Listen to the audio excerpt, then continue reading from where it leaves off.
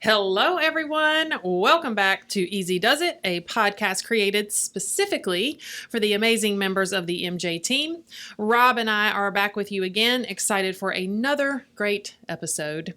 As usual, we'll have some do's news for you, and then we'll jump into our topic. But to get us started today, and Rob has no idea that I'm going to do this. Oh, really? This is me living on the wild side. Okay. I thought Rob and I could answer a crazy question like we have our co-hosts do when they're on the podcast. I have a bag of crazy questions. Those of you who have been to the conflict class, you've already done some of these questions. I'm going to let Rob choose out of the bag, and we both have to answer. I'm really excited about this. But I've already looked at all of them. So you cheated. You can't do that. Okay, you ready? But pull a good one out. If I don't like it, we're not going to do it. Okay. They're all, I grabbed 4. Let's slide that one back in there. Okay. Do I have to answer this first or you're answering first? Would you like me to answer first since I sprung this on you? No. Okay. If you could appear on any game show, which one would you choose? I think I remember the name of it. I think it was Double Dare from back in the day. Mm-hmm. Double Dare, I think, would be a fun one to go on to. Wait, what was the other one you were talking about? No, it's not The Floor is Lava, but it's like that. That one's fun. There you got like American Ninja Warrior. The floor is lava. That would be dope. I'm changing it.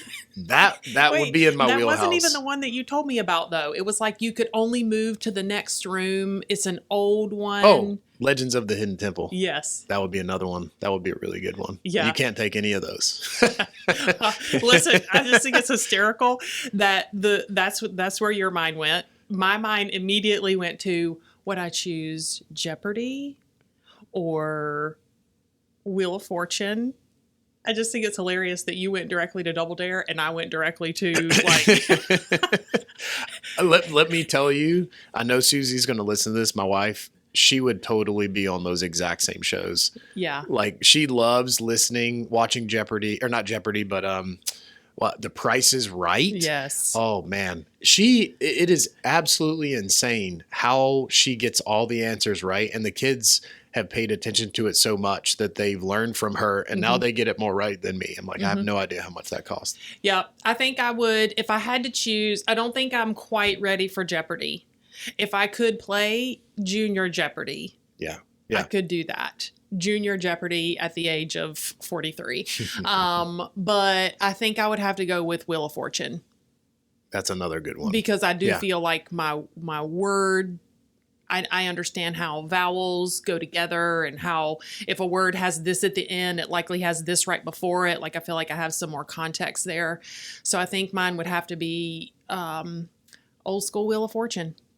I like that. I could get down with that one. I just think it's so funny that our brains went completely. I know you have seen the ones that the word is somewhat finished and it's so close, and then you have like the memes that the person fills in something absolutely inappropriate and they like turn and look at them. No, that's not it. Looks like it would be, though. I would also, Family Feud wouldn't be bad.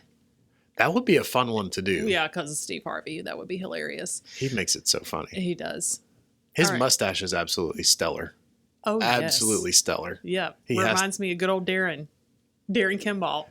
Dude, Darren has the stash going. Stash with the glasses, his newfound glasses. Yeah. If you guys don't know, Darren was a parent. He was allegedly blind, but he wouldn't admit it. Yep. And you would walk past his computer and his words were size 2000. And he's like, what? I'm like, you can only see one letter on your screen at a time while you're reading. And so he didn't know that he had a problem until everybody started making fun of him, peer pressured him into buying a pair of glasses. Yep. So everybody go by and ask to see the mustache and the glasses. He will really, really love that we've set him up for this. Well, here we are bashing our other teammates. Shallon, you're off the hook for now. Yep. No, it's Darren. All right. Well, I appreciate you indulging me in my little game. We'll keep the bag. Okay. And we'll choose another question next time. We can make this a thing. I'm down with that. Yeah. And when we have a co-host on here, they can answer it too. Heck yeah. Yeah. They are all questions kind of like that. Yeah. Random. What a good idea. Random things. Fist bump. Yeah, fist bump. Okay, lovely. So diving into our next piece, we always want to bring a little Mr. Jenkins told me or something from Dewey. And this one for me personally was one of those things that we're dealing with right now. And it's one of those personal things that I kind of have a hard time with sometimes, being the high S that I am. I don't like when things change, but something that Dewey said consistently was you've got to be willing to change things when they're working. And if we look at the rise and fall of a business, you have that early startup phase, you have that rapid growth, and you have maturity. And usually around that maturity curve, that bell, you dive into death, like where the company starts to break down. And if you consistently do the same things all the time, eventually society continues to move forward, business continues to move forward, advances happen, and if you don't stay on the front edge of that, then you start to go down the curve. So you have to put something new in that inflection point. And so that's always a scary thing, thinking about, crap, I have to change something even though it's working. And here we are, like the day after we launch a new software here at Morris-Jenkins. And I will say I am absolutely proud of everyone that had to do with the entire ServiceTitan switch. All the departments that put in all the time to figure out how we needed to do things, what problems they're seeing. Daggum, our IT team, shout out to everybody in that team. Y'all made this thing a huge success. So this is what it is. We did this for 12 years with ServMan. ServMan's dead. I loved all the memes. The tombstone. Yes. Edward Schaus, my gosh. That video that you put, did you see that, Meredith? Yes, it's hysterical. Oh, I was dying laughing. It was so funny. Some of the ServiceTitan people came in, and I don't think some of them didn't know a lot about ServiceTitan, but they watched the video, and Mark was like, fast forward to the end. It's really funny. And the guy's like, no. I want to watch the whole thing. This is great. So they watched the full 2 minutes. So shout out, Edward. You might be in the wrong seat on the bus because I feel like your skills of making funny videos is top notch. Yeah, I think change is obviously, like you said, for us S's, change is super hard, which is probably, I was thinking about this morning, why a lot of people don't like change is obviously too, because S's make up the largest percent of the population. But then I was also thinking, because I wrote a few things down here about why people don't like it. And another reason why people don't like it is because it can sometimes feel like losing control, which really speaks to our people who are high Ds. Our high Ds like to be in control. And when we make a change like this, sometimes we feel like we lose a little bit of that control. Even our high C's, there's lots of questions that there's just unknown, and high C's want to ask, how does this work? How does this work? What do I do here? What do I do there? I don't know about our high I's. I guess maybe you could speak a little bit more to that, but I do think when you really think about it, most people don't like change. And I think a lot of it speaks to a lot of those pieces about us, the loss of control, the loss of stability, the unknown, the uncertainty of all of it. I think a lot of times is really what drives that fear. It's not necessarily the change itself. It's the stuff that it brings along with it. Yeah. When we talk in the DISC class in, service system, I get all of them mixed up. ServMan, ServiceTitan, service system. In service system, we talk about DISC, and we talk about the fears of each one of the styles. And so we talk about the S, and a lot of times people will say change, and then other people will say chaos. And I love when people say that, because I don't think a single DISC style likes chaos unless you're a little crazy. I don't know what DISC style that would be, because the C's already taken. But most people don't like the chaos side.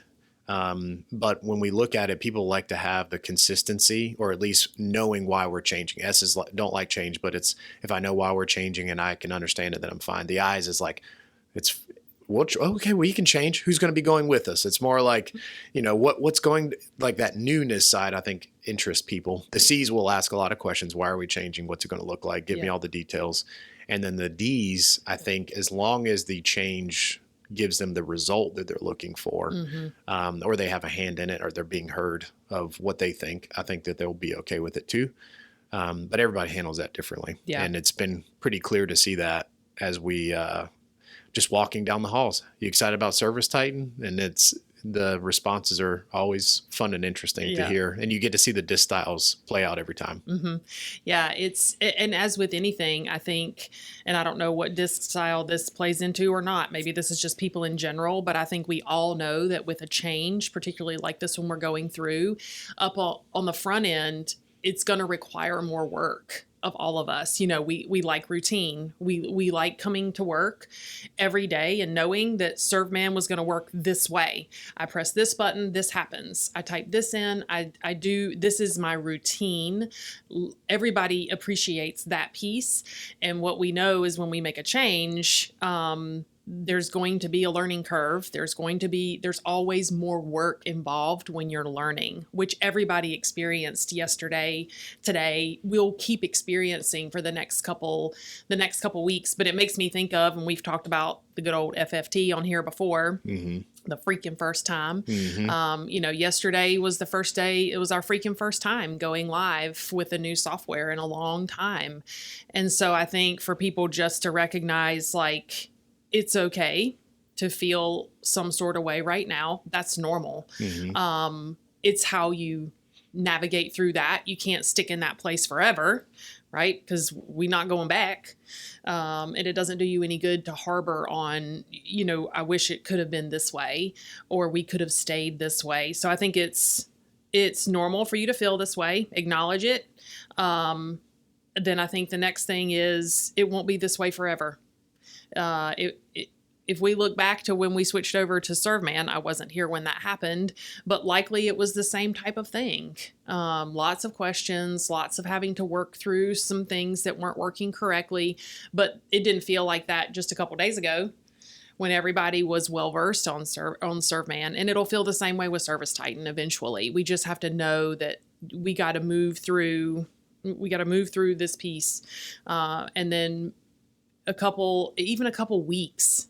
Yeah. I think it happens so much faster than people think. That's like, I remember my girls Mila going to middle school. Before she went into middle school, she was like, I mean, she get it honest, right? But, she's like, what if I can't find my glasses? What if I forget my, and then being a middle school assistant principal myself, most kids come into 6th grade that way. And I am telling you, it's not even 2 weeks. Oh yeah. You find your rhythm. Yep. It's not even 2 weeks. And they know how to get to their locker. They know how to go to their classes. They know how to do all of those things. It happens much faster than we think it does. But when you're in the thick of it, it feels like that point can't come fast enough. For sure. Yeah. That change piece, that shock right off the bat, it never really lasts. And even somebody surprises you with a party, or there's a random change, the surprise piece, it doesn't last for very long, and we get used to it, and we try to find that new normalcy. So everybody that's on ServiceTitan today, enjoy it. The newness and the craziness of figuring out where things are, you'll find it'll get easier, just like ServMan back in the day. I mean, even the tech change from ServMan, it was, like I said on this podcast before, you had to call dispatch on your Nextel and give them your notes. And then we got ServMan, here's a laptop, type everything in yourself. And it made it easier, but people were like, oh, I don't want to do this anymore. I'm like, you really like to call people and give them all your notes on the phone? That wasn't great. But then, like, how amazing was it that we could actually print a receipt for the customer right there and hand it to them? Yeah. We're in a new age. Everybody likes to email it now. But all those new age changes that come, there's always good that comes from that. And I think it's also important to recognize how you look at it too. Yeah. Yeah. I was going to say the same thing, going back to what we talked about in the last episode with Rachel, is the perception and the perspective. I still don't know what word to use. I don't know. She threw my brain for a loop, and I feel like I say both of those in every sentence now because dang it, Rachel. I just don't know which one to use, but whatever one you want to use, I think a lot of it just comes back down to how you perceive it. Yeah. And shifting that mindset, like Rachel was saying about somebody cutting you off in traffic. It's easy to go down the rabbit hole, but if you can switch that perspective, I read something, I wrote this down and then I read it before I came up here. Now I already forgot it. This is around my brain.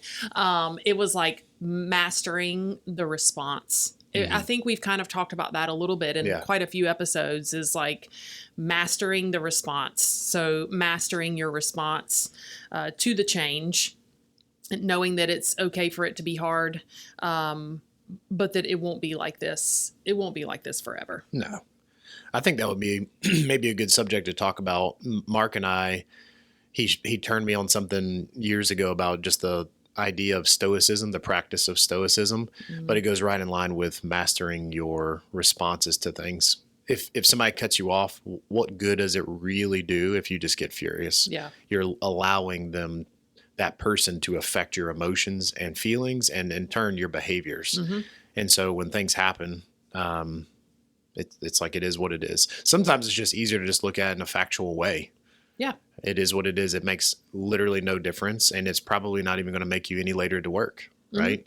Usually we get upset about it because there's an emotion tied to it. And it's like, that person cut me off. I can't believe they did that. They just must be like, screw me, huh? And it's like, they're probably it's not that at all. Right. So I think that may be a good one to talk about at a later day. What are we going to talk about today? Discipline. Dun, dun, dun.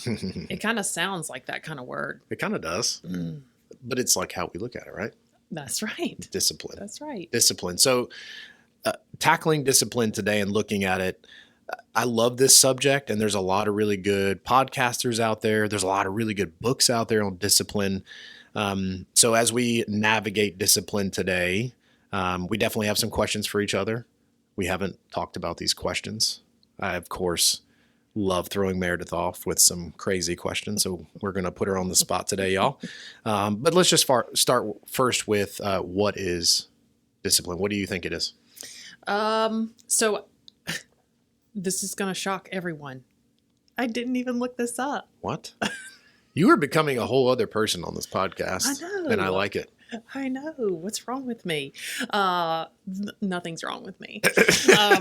So I didn't even look this up, but my first instinct, which I don't know if this is right or wrong now that I've done some research around this to prepare for today, but discipline, as I would have said it before, and maybe we'll still say it this way when we're done, but is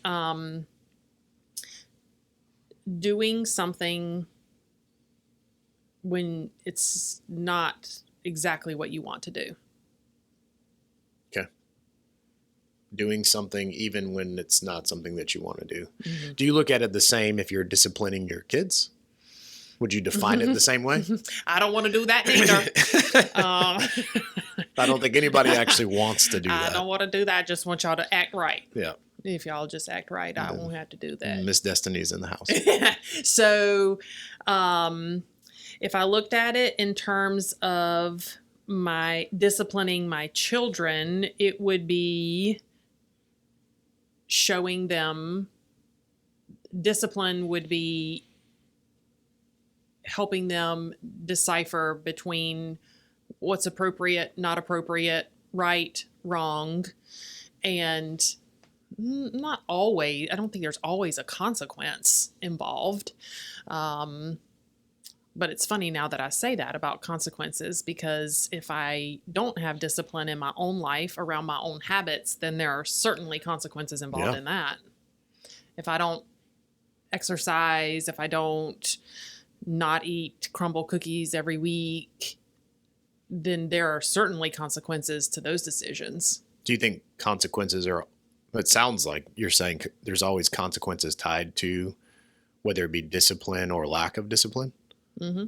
Yeah. Even with your kids, I mean, a talking to, even if I'm just talking to them about like, listen, we don't do that. We don't talk to people that way. We don't say those types of things. That conversation in and of itself is a consequence, because they don't like to be, they don't like a lecture or a speech from mom or dad. So that in of itself is a consequence, I think. It's discipline, but it's also a consequence. So yeah, I guess maybe they're tied to one another in some sort of way. Yeah. Just going along with what you were saying about life, if you do something or choose not to do something, there's a positive consequence or negative consequence tied to it one way or the other. Mm-hmm. If you eat garbage for your entire life, the consequence may not come till later, Mm-hmm. but there will be a result that happens of that. Mm-hmm. Same thing with your kids. You could tell them this is the consequence for your behavior if you continue to do this. And ultimately, it is our task and our job to make sure that that consequence happens. Otherwise, it's just antecedent behavior. You just keep telling them, Right. telling them. Yeah. So it's important that to make sure and understand that this discipline is going to equal in this reward. Or if we don't do that, then here's the consequence that comes with that too. And I think that they are hand in hand, and I think they have to be. Otherwise, it's just simply my way. I'm telling you to do this because I want you to do it versus here's the actual outcome we're trying to achieve here. Right. Yeah, I looked at discipline just similar to what you were saying. I wrote it down and then I looked it up just to see if I was on the same track, because then that cued my mind of disciplining, like the act of doing it. But I just said it's essentially capacity for someone to retain consistency despite internal and external opposing forces. So staying consistent with something, regardless if you have challenge or maybe there's a consequence or there's something that kind of standing in your way of that, sticking to it and making sure it happens. Yeah. Yeah. Now, when we look at discipline, I wanted to see what your thoughts were on how do discipline and willpower, how do they go hand in hand, or do they go hand in hand?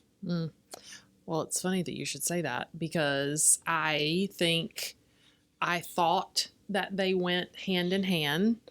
Although you've said this, I don't know if this comes from, I think it comes from Atomic Habits. I've heard you say this before. I haven't read that book, but I've heard you say it before, that willpower will only get you so far. And so in the back of my mind, I knew that discipline and willpower were not the same, because I had heard you say that. And so I looked, Mark Manson, you guys have heard me talk about him before. He wrote The Subtle Art of Not Giving a F. And his writing is interesting. Surreal. It is what it is. Yep. And I will link this article in the show notes, but he takes a lot of time in the beginning of the article talking about self-discipline and willpower, and basically saying that self-discipline is not willpower. That willpower will only get you so far.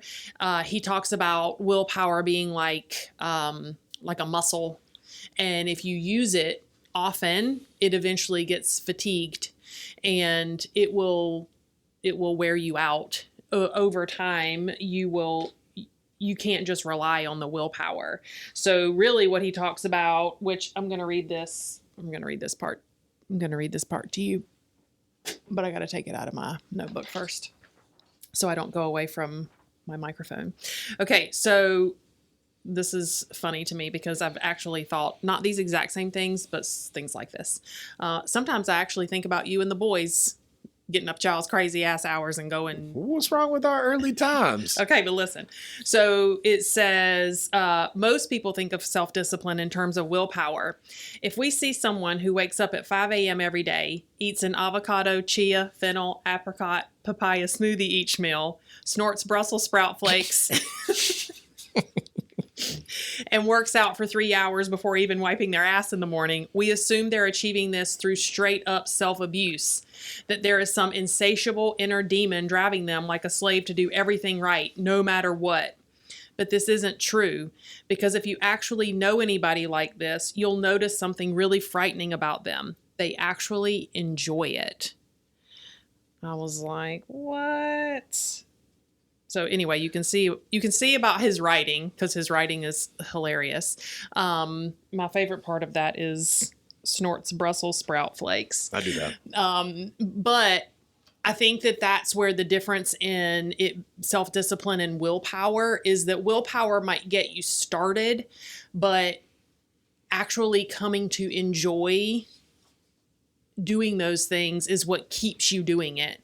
And I'm not saying that you and the boys love to get up every morning at dark 30 and go to the gym. I'm not saying that every morning is a walk in the park, but at some juncture, for all of you or most of you, I would think that there's been some sort of transition in your thinking about, at first it might have been, let's go, let's work out, let's get in shape. I don't like the way that I'm looking. I don't like the way my clothes are fitting, whatever the case may be. But at some point, maybe that shifted a little bit to the place where now, even if you don't love getting up that early, you enjoy that time together or the consequences of your actions. I mean, you can tell in all of you that, your bodies are looking, they're changing, they're looking different. Maybe there's a different level of confidence there. I just think it's so much deeper, I think, than willpower. Willpower will take you so far, but then at some point, something else has to take over that will make it a long-term habit, which I know we'll talk about today, for you. Yeah, hear me clearly say, 3:53 a.m. alarm. That's crazy. Ain't nothing I like about that. I have to set two. It's 3:53 and 4:02, and then I have to leave if we're going to crunch. I have to leave at 4:40 to get there at 5. So I give myself enough time, but I have to pack my bags, and I think that's where the proper habits come in, so that it doesn't require as much willpower. And just from Mark Manson's from his article talking about willpower, it does fatigue. You could do it for a little while, and it's just like anybody else that, you go on a diet or you start going to the gym or you're starting some new habit. It requires more willpower up front, but if you just only rely on that, it does fade over time, and then you find yourself cheating or I don't want to do it.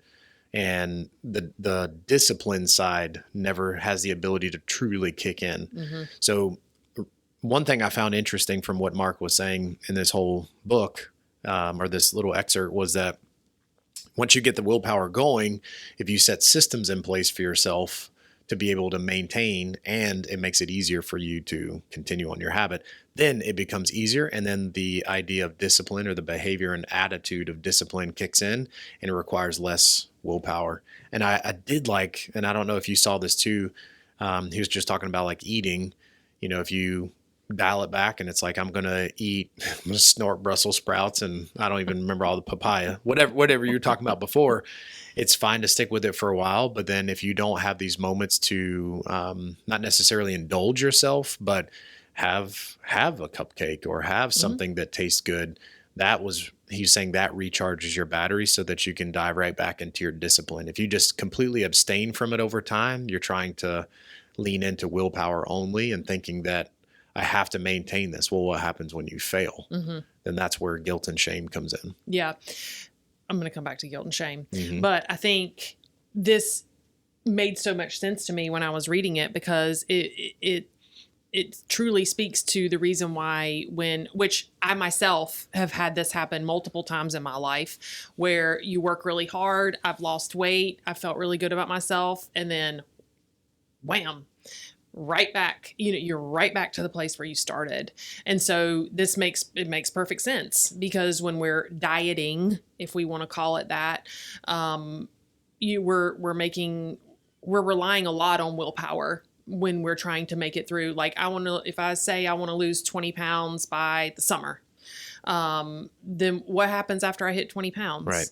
And so but then you hit 20 pounds, you've used up all your willpower, and then those other habits, they just start creeping right back in. And so lots of people, I know I ain't alone in this, lots of people have experienced that exact same thing. You lose weight, you feel good about it, and then 6 months later, everything that you worked so hard for is back. And I think this speaks to exactly that. Yeah. When we look at discipline on the side of willpower, if we recognize that willpower can start to fade over time, what strategies do we need to put in place to ensure that we get to that? And so in James Clear book with Atomic Habits, I love that book. And I can't remember if I said it on the podcast before, but when I started reading that, I really didn't even really want to read it. I just happened to have COVID at the time, and I was home this is early in COVID. I was home for like 14 days. That was back when you had to stay home for half a month. And I couldn't even work out. That's my norm. Like working out is typically what I enjoy doing first thing in the morning. I couldn't do that. So I was like, I'm going to go for a walk, started listening to his book. And he says so many times in there that willpower, like it's crap over time. Like it's going to fade out and you shouldn't rely simply on that. So he says, create systems that will help you get to where you need to. But more importantly, we have to first start with identity change. So he talks about thinking about the person that I want to become. And I know in here we talked early in one of our podcasts about I'm not going to run a 5K. I am a runner. When you start thinking in that manner, I'm not smoking anymore. Instead of saying that, you say I'm not a smoker. So changing that identity, that is the first piece that's really important to change in your mind, because it's not, I need to do this. I need to lose 20 pounds. It's, I am now a healthy person. This is what healthy people do. My main man right around the corner, Brandon, my boy up here in CSR land. I can't wait for him to listen to this, but my boy did a bodybuilding competition and just smoked it. Did a phenomenal job, won first place in many of the different divisions that was there. But we were talking and we were discussing that exact same thing. What happens when you finally hit that goal and you win, or whatever result that would be? Do you continue on that path? Then you're just looking for the finish line over and over again versus enjoying the race. So when you can enjoy the race, it's not, I need to lose weight or I need to do this. It's, hey, this is my new lifestyle. This is what I do. And that right there changes everything. Now you can start to invest in those systems, and systems are meant to continue to run throughout your life, not just simply for a period of time. Yeah. I think going back to that, who am I, ties back to, you mentioned the word shame, and we're going to do an episode on vulnerability. So we will certainly be diving into shame. Shame is something that I think we don't think about a lot and we don't talk about a lot, because guess what? Shame doesn't like to be talked about. And so when you're trying to develop this new identity, so to speak, I think a lot of times we have to tap into, where are these feelings of shame coming from? Because until we truly address that, I don't know that we can truly change our identity or whatever this issue that may be coming up for us over and over and over again. In the Mark Manson article, he says that the classic approach trains us to feel bad about the things that make us feel good. That's shame. So, eating cupcakes, right? So they're so good. if you're trying to lose weight, or if you're just trying to eat better in general, we feel shame. We eat the cupcake and we feel shame. And we say things like, I'm an overeater. I'm an emotional eater. I don't have any self-control. When we say things like that, we're making things like that a part of our identity. You're making it, yep, in your identity, yep. And so until we can recognize where that shame is coming from, then we can't truly make that change in who we are. I was talking to Corey and Rob before we started. I heard shame shields solutions. It's also a tongue twister. And when I think about that, I think shame, I am an emotional eater. I have no self-control. I am an overeater. Whatever you say about yourself, that's shame. And when we say things like that about ourselves, it kind of excuses us from the responsibility of finding a solution to the problem. I've always been an overspender. I've always been an emotional eater. When you say things like that, it's like, this is just me, and I'm not going to try and figure out any way to find a solution to that problem. Therefore, my willpower will only get me so far. So I think one of the strategies is to dig down deep, because you got to figure out, where does that emotional eating come from? Where does that overspending come from? When we keep telling ourselves we don't have any willpower, well, that's like a self-fulfilling prophecy. You kind of have to change your, change your mindset on that. Embrace a mindset of unlimited willpower, right? Instead of saying I have no self-control, you have to take back control of those sorts of things. So I think this idea of shame, which Lord knows we could do a whole podcast just on shame, but I think that's a big piece of this discipline part, is really looking deep into changing that mindset about yourself. How sickeningly sweet and easy is it for us to say, I'm just an overspender? Yeah. It completely absolves us of fixing it. And while it doesn't feel good to say it, we kind of feel like it does. Yeah. And it's easy to say that. And we're still going to feel, when I overspend or I overeat, even if I say that, I'm still feeling shame.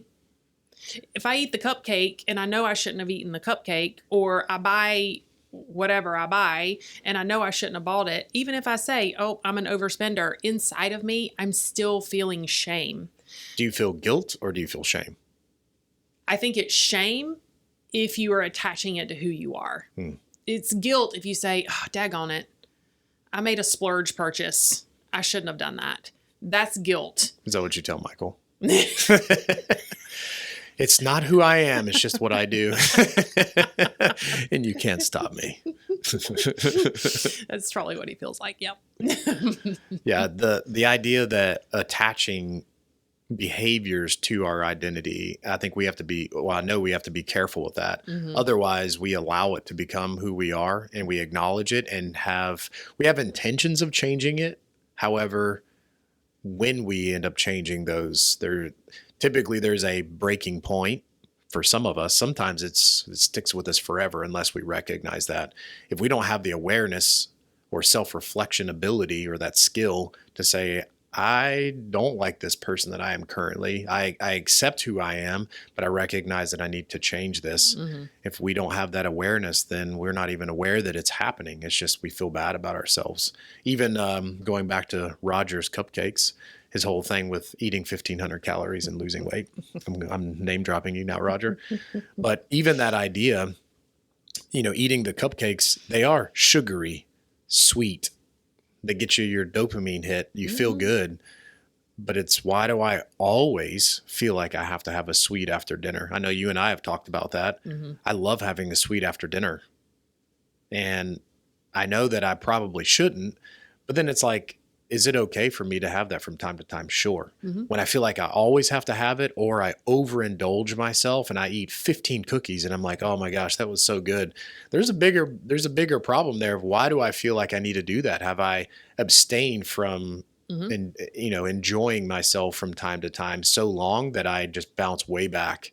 And I think there's a lot of overeating studies when people overindulge in a space or binge eat in a space, and it's, am I okay with myself? Are there other things that are popping up for me that are causing me to have to do that? Because if you don't indulge from time to time and you feel like you need to, and you haven't resolved that piece of yourself that is still underneath the surface, it will come back. You can't hide it for that long. You can sweep it under the rug, but that lump is still there. Yeah. He says that, and there's probably not only, but he talks about the tension becomes unbearable, like between you trying to be disciplined, but you really wanting this thing.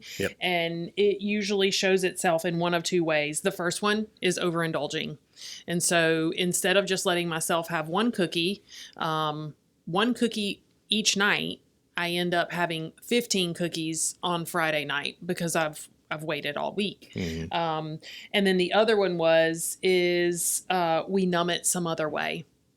So going back to what you're saying, there's some underlying issue that we're not addressing, and we're numbing it. We can numb with food. We can numb with alcohol. We can numb with social media. We can numb with 14 hours in front of the TV. He said covered in Cheeto dust, which is funny. But there's a reason why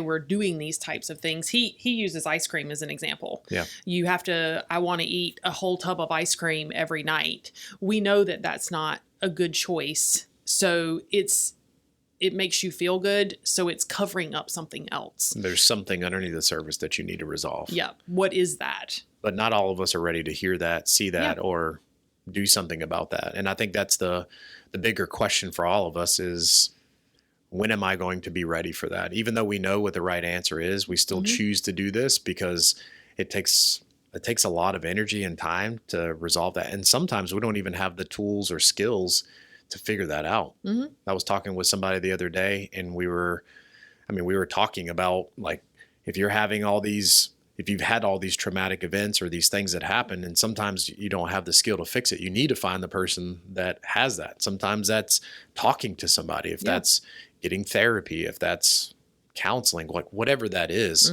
it's absolutely okay for that. We just have to be ready for it. And not knowing how to navigate that space is no different than starting Service Titan. Yeah. It's like, I know that change will help me in the long run. It is not going to be easy. People do things for the way it makes them feel. Yep. And so it's something that we know we need to do. We just need to be in the right headspace and ready to do it. But I would encourage everybody, sometimes doing it when it makes you feel a little weird. It's like, I don't know if I'm ready for this. Just try it. What's the worst thing that could happen if you go talk to somebody? It's just go talk about it. And if it doesn't work, it doesn't work. Maybe you're not ready for it just yet. Yeah. Well, to me, that's no different than, growth happens outside the comfort zone. Mm-hmm. That growth is not always sunshine and butterflies. Sometimes that growth is just, putting one foot in front of the other, trying to break, a habit or an addiction or whatever that is.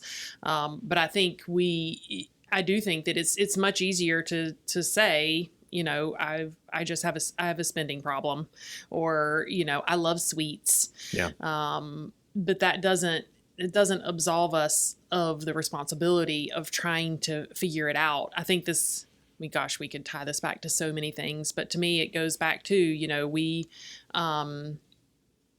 that vision and our purpose for our lives, right? It's like, is it worth it for me to keep chowing down on the ice cream every single night? If that means that I can't be here for the girls for this or for that. I mean, it's just so many of these things we can tie back together about the importance of these sorts of things in our lives. Yeah. I think when we look at self-discipline, there's so many painful things that we feel are tied to it, but there are so many benefits that come along with that too. Jocko Willink, one of my favorite guys to listen to, I just love him on the podcast. He's always have you listened to any of his stuff? He always has the square mic, and it's him and Echo Charles, and they just talk, and Echo Charles will ask him questions, or they just banter back and forth, and his pacing and cadence is always slow. And one thing he says, discipline equals freedom. And it's just always fun listening to him. I love his hardcore mindset, but he's also a level-headed guy. Dude. It makes sense. But one of my favorite sayings he says about it is discipline equals freedom. If you're disciplined on the front side, you'll have more freedom to do the things that you wanted to on the back side. Because if we're undisciplined on the front side, I have to make up for it. If we think about procrastination, which I know we're both excellent at, excellent at doing, but procrastination, just think about it. I don't tackle this thing right off the bat, and so I have to scramble at the tail end to get it done. And regardless, it gets done. Could it have been better if I would have taken the time at the beginning? Absolutely. I think even for our procrastinators out there, you have to think, what is this emotional tie I have to not doing this right now? I'm not doing it because it makes me uncomfortable, and I know I should, but there's something deeper there of why do I put this off until later? It's going to require effort right now. There's something going on with that. But when we think about discipline, benefits that go along with that. So I think about in the mornings when we wake up early in the morning to go to the gym, and you're being disciplined about it. You're not deciding, I want to go to the gym because I just feel like it. I want to tackle this project right now because I feel like it. What happens when you don't feel like it? Do you just not go? And a lot of times it's easy to just say, I'll do it when I feel like it or when I'm ready. If we relied on that only, we wouldn't get crap done. No. Never get anything done. So one benefit of having discipline is the emotional control that goes along with it. If I wake up in the morning and I don't feel like going to the gym, I go to the gym. If I have a project at work that I don't feel like doing, I do it anyway. Even if it's going through the motions and starting it and just doing something in that direction, it makes a big difference. Mhm. I've been working on Service Titan. I'm teaching it next week to the tech builders. Whoop, whoop. I'm excited. I've been working on it for a whole quarter. Monday is the big day. And I've been working on this final page, and it's 10 activities, 10 scenarios for them to do. And the whole thing, I have to go in. I have to actually do it myself. I have to screenshot every step. I have to put it on an answer key. Thank you, by the way. You helped me out with that. And then I have to make sure that it actually works. And I have to print those out, and I have to laminate them, and then I need to put them in envelopes, and then I need to come up with a cover sheet, and I have to finish writing the planner. It was like, it's the final piece. Mhm. And when we look at Six Working Genius, tenacity is not my jam. And I'm like, I have to finish this. There's no choice. And a little bit every day this week, I've been working on it. Like yesterday, I was like, I really don't feel like this. Tomorrow's Friday. I've got time to do it. And I wanted to put it off, but I had like 30 minutes left in the day. And I'm like, I could do something. Mhm. So I started working on the final thing, and I pushed it forward, and I got almost all the way done. And then we ran into a snag. I had to go run down and talk to Mark, because I'm like, this process is not going to work in Service Titan. We're going to have to think of something. And it completely threw off the evening. Mhm. But guess what? If I wouldn't have done that last night, our techs would have been out in the field operating today, and that scenario was probably going to come up. Yeah. And what if I would have put it off? Mhm. We wouldn't know about it till today, and somebody had been stuck on a call, and we'd have to figure that out. Yeah. Even if it's doing one thing, you're pushing that stone forward of progress. And if I didn't feel like doing it, I wouldn't have done it. Mhm. Emotional control, recognizing regardless if I feel like it or not, I'm going to do it anyway. And I think that's a great tool that we can sharpen, because it's going to make us more effective while we're out there. Yeah. I have a couple things. Don't let me forget to come back to that. Because I think about what Jocko was saying about freedom. Jim Rohn also talks about success. And they're not the exact same thing, Mhm. but I wonder if it's kind of getting at the same idea. So I'll just read you the Jim Rohn stuff that I had on here. Success is a few simple disciplines practiced every day. Mm-hmm. And I love that, because simple, just like you're saying, just get started, just do one thing. But it's a few simple disciplines practiced every day. So is it preparing your meals before you leave home? That's a simple discipline practiced every day. Is it changing into your workout clothes as soon as you walk in the door? That's a discipline practiced every day. Is it reading 5 pages in a book before I go to bed? It's a small discipline practiced every day. Success is a doing. Doesn't poof, magic. That's not what Jim Rohn said. That's what I said. It's not. I don't think I've ever heard Jim Rohn Say say poof. It's not a poof. It's a doing. Success is a doing. One discipline starts, and then one discipline feeds another and another. It's a whole cycle of positive motion. Everyone must choose one of two pains: the pain of discipline or the pain of regret. Yep.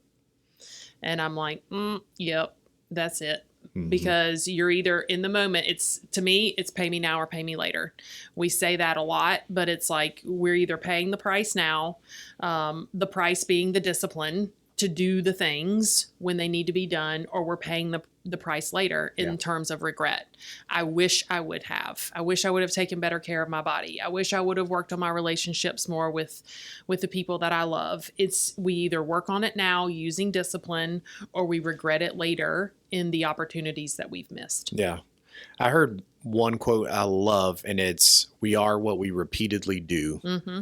And that's absolutely what it is. Those little disciplines every single day. If you're doing it every single day, you are moving in the direction of whatever that discipline is. And I do not feel like when I come home at the end of the day, after a full day of work or whatever it is, and walk in the door, I see the kids, see everybody, I have to go in there. I take out my clothes from the day prior. I put my new clothes in my bag. I hang up whatever clothes I'm going to wear for the next day. If I need to iron them, I do it then. Mm-hmm. Because I know at 8:30 at night, when I rest my head on my lovely pillow, my new Sealy mattress, that I'm not, shout out, no, I'm just kidding.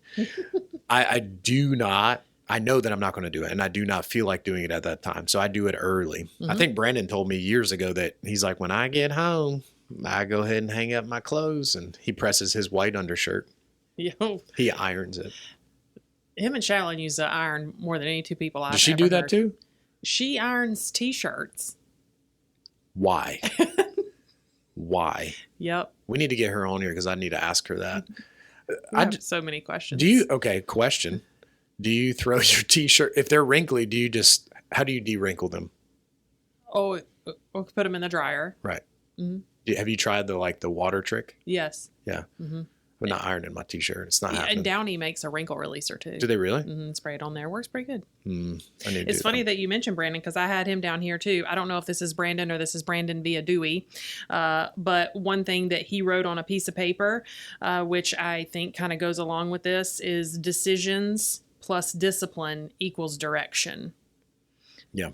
So you make a decision, have the discipline to carry it out, and then that equals the direction in which you're heading, which I thought, I love a math formula.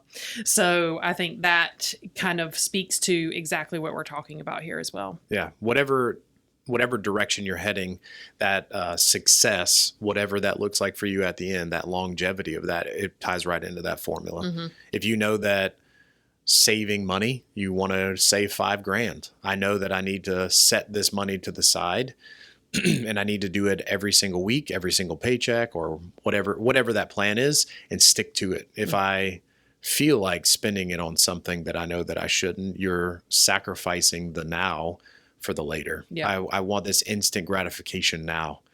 And it's easy to slip into the society that we have right now. I feel like, including myself, and that's why I took Instagram off my phone. Oh, yeah. We're in that dopamine society where we need to have it now.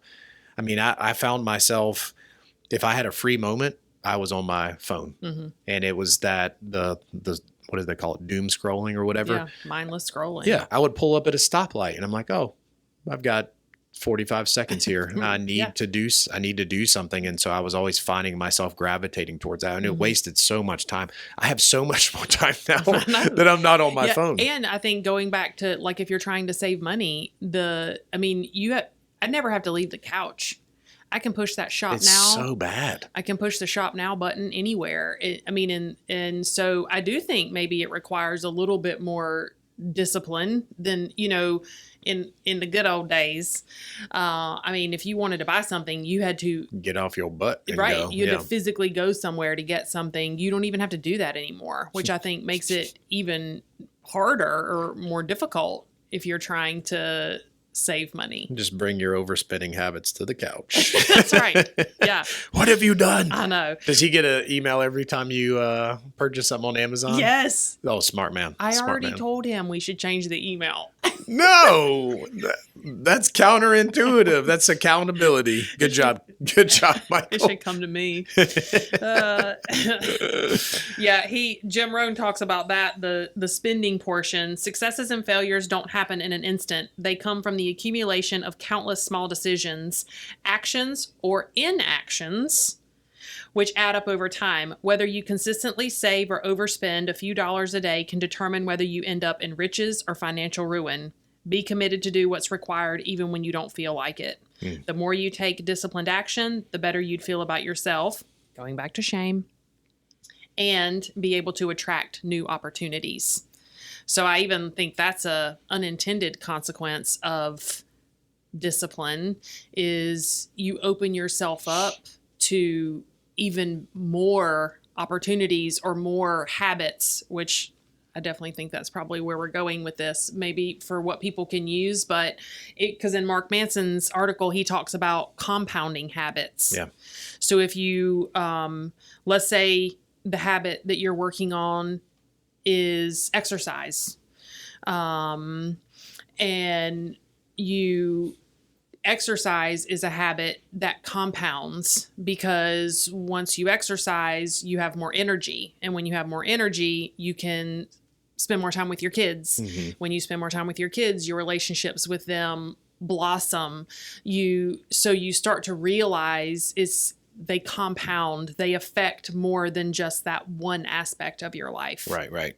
The compounding side, we typically think about with finances, but you have so many compounding things in your life, whether it be health. Spending time with your family will compound over time. Mm-hmm. I think it was in Mark Manson's article, but he was just saying that when we look at compounding numbers, you can just say, I'm just going to save $100 a month or $100 a paycheck or whatever that is. Or you can say, I'm going to take the $100, I'm going to invest in something that could potentially double that or increase that over time.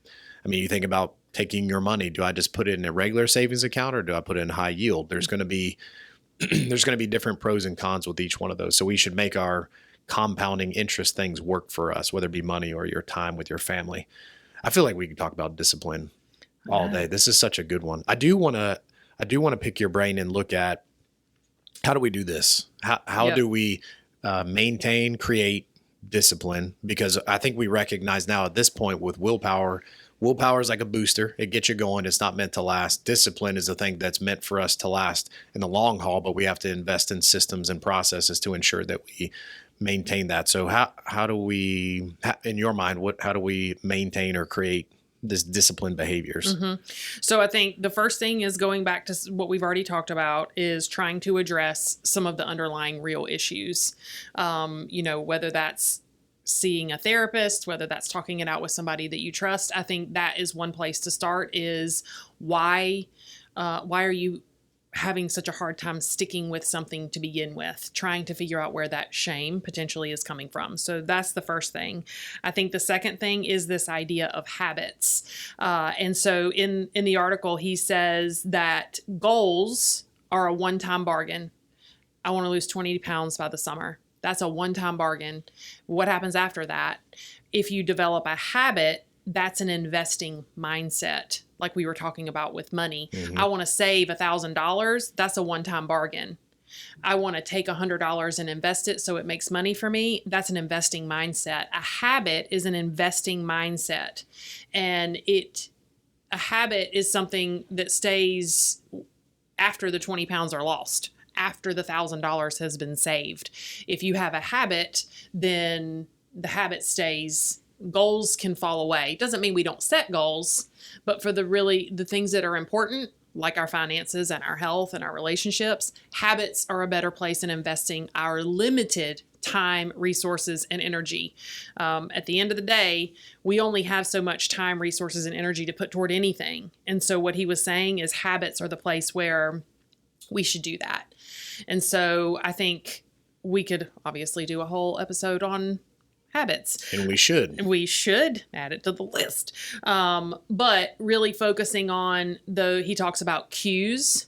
The behavior itself won't change unless you change the cue. So yep. I shared this with you and Rachel this morning. I need to get back to journaling. We talk about how good it is on here and I've gotten away from it. So a couple times a week, I have an opportunity to sit on the couch for at least 30 minutes to an hour. It doesn't happen every night. I mean, we have places to be and sports practices and all the things. But for some nights, I have an opportunity to sit down on the couch and just chill. Currently, I am using that time on the couch to mindlessly scroll social media, which is not feeding me in any way, shape, or form.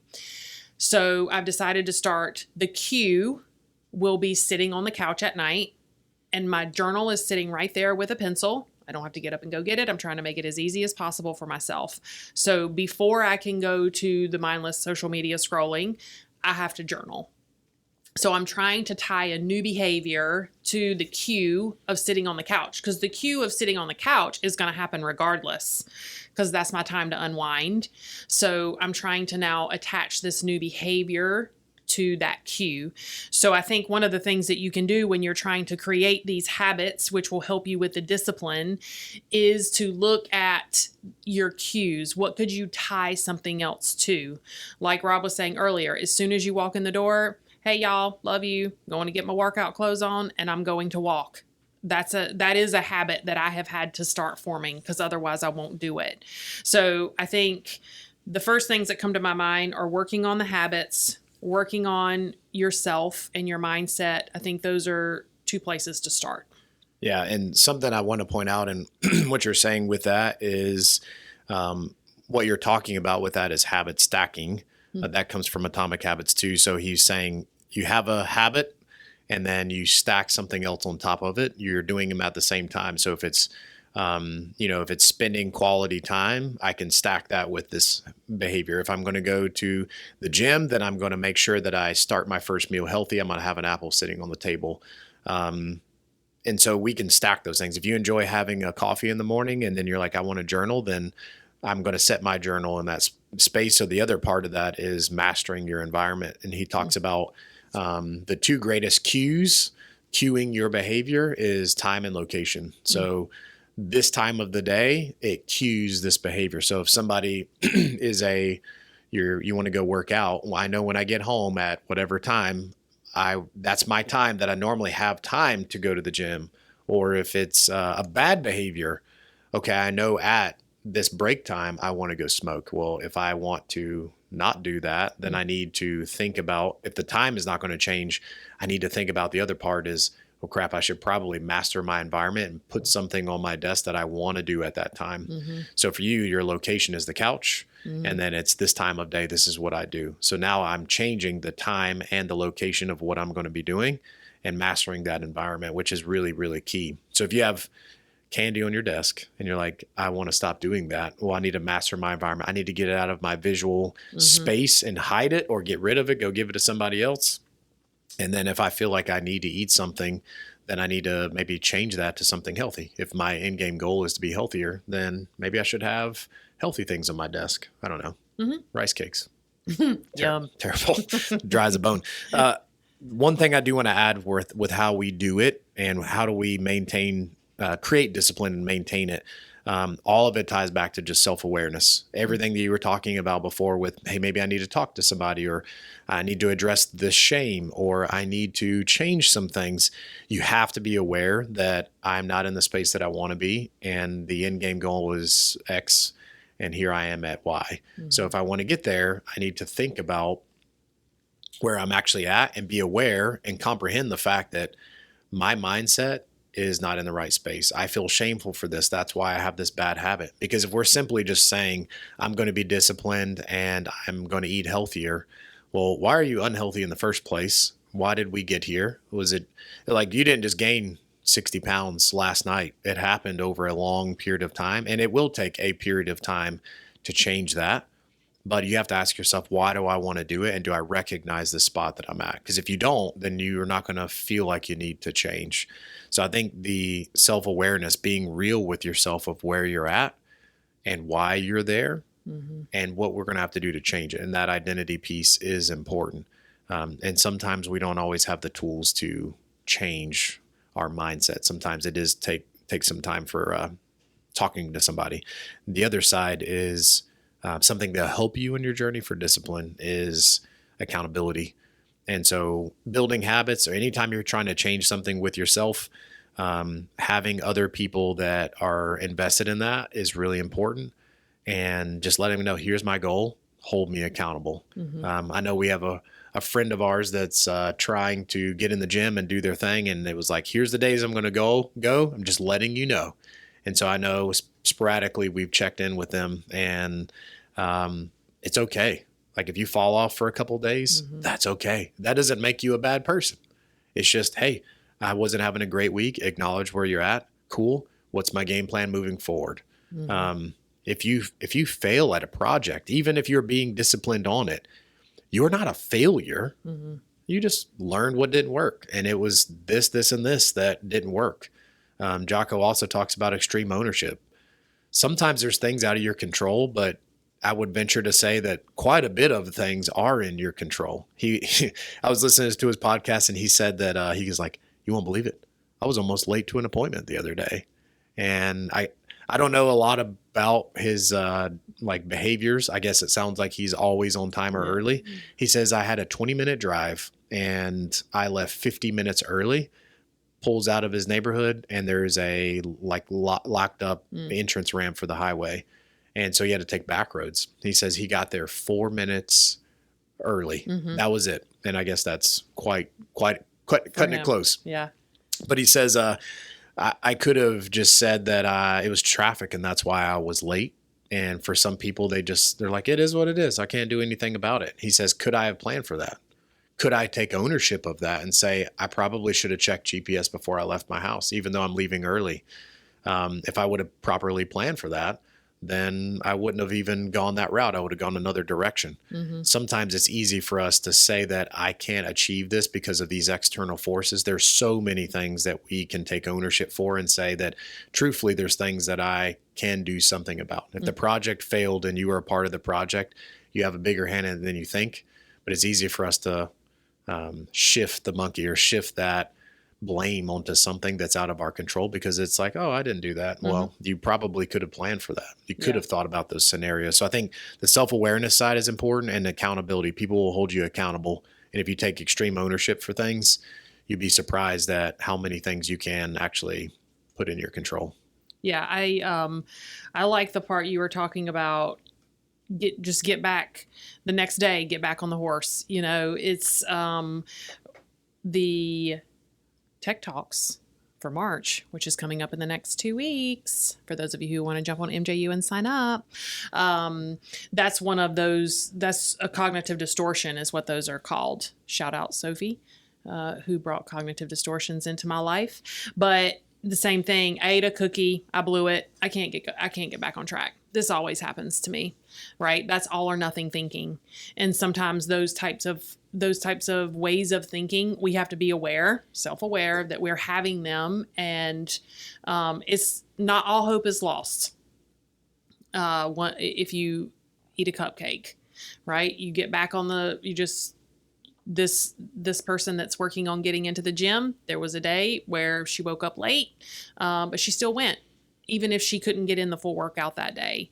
That is the small things. Those are the small things that add up over time. It's not just bagging it. Yeah. And then getting right back in the saddle the next day. Notice even the decision of going, it wasn't about how they felt at the time. It was, I need to go. I'm going to go, even if it's for 30 minutes. Yep. It's not tying your behaviors to emotion, which going back to stoicism with old Mark, hey, I woke up late. Do I still have time to go? Yes, I'm going to go, even if it's for 30 minutes. Hey, I ate a cupcake. Who cares? Change your behavior moving forward. It's not the end of the world. One cupcake's not going to make you fat, right? Just change your behavior. If you tie it to emotion, we are emotional creatures, and you will never be ready or feel like it. Just do what you need to do and recognize that willpower is something that doesn't last for a long time. And we shouldn't exercise that muscle. We need to exercise the muscle of discipline because it does get easier. Yeah. This is who I am. This is what I'm going to do. And when you behave in that way, you'll be surprised how many amazing things you can accomplish, not relying on behavior itself. Yep. Cool. Okay. What a good episode. I know. Do you want me to try and recap? Yeah, let's let you do it this time since you whipped out this dang baggie on me earlier. This question. Okay, well, I don't know if I wrote everything down. So, all right, way back at the beginning, we talked about how discipline is not willpower. They're not the same thing. Willpower will fail you eventually. So to truly be disciplined, you have to get to the heart of what it is that you're wanting to do. My guess is, too, there would be something attached to that about why it's so important. We've talked about that in episodes before, too. Is it important for my genes to fit better, or is it important enough for me to be here, when my girls get married? That's truly what's important. Mm-hmm. So I guess there's probably some piece of that with discipline as well. A couple things we talked about. Figure out where that shame comes from, y'all, because it's not going to go away until you address it. Another thing we talked a lot about were habits. Habits are an investing mindset, and that is where that's the moneymaker, right? That's where you're going to really get into your groove, and you actually might start to enjoy these things that you once just did through sheer willpower. Self-awareness. Talked about you have to recognize when you're not in the place that you want to be in and figuring out how to make those changes. We talked about starting small disciplines practiced every day will get you further than trying to bite off more than you can chew when you start out. Changing your environment, making sure that your environment makes it easy for you to be disciplined, having someone to help you along this journey, this accountability piece. It also helps you to stay disciplined in whatever it is that you're working on. Did I miss anything? You did a good job. Thanks. Look at you. Mm-hmm. Just floating out in the unknown out here. I like this. I like this new Meredith. Oh, look at her. All right. So we have the Q&A question for you on Spotify. And this week, the question is, what strategy from this episode could you use to offer an area in your life more self-discipline? Whatever that looks like. Maybe you're working on your finances. Maybe you're working on your relationships or your health, whatever that might be. Maybe you're working on your career. What strategy could you use from this episode that you could offer that part of your life a little bit more self-discipline? Yeah. Hit us up on the Q&A. And if there's any other things that you have thoughts about, if there's things that you want us to talk about, shoot us a message on Teams or tell your friends, shoot us an email. You can come find us in the hall, but you can hit us up on our email, easydoesit@morris-jenkins.com, or jump on the Teams. You can download us on Spotify or Apple. I had somebody the other day, they didn't recognize us on Apple. We are there. Yes. Come hit us up. Come listen to us. Yeah. And after we get through this initial Service Titan business, I will definitely get back up with Dave. He did us such a great favor getting the episodes up on the Teams channel so you can listen to them through Teams.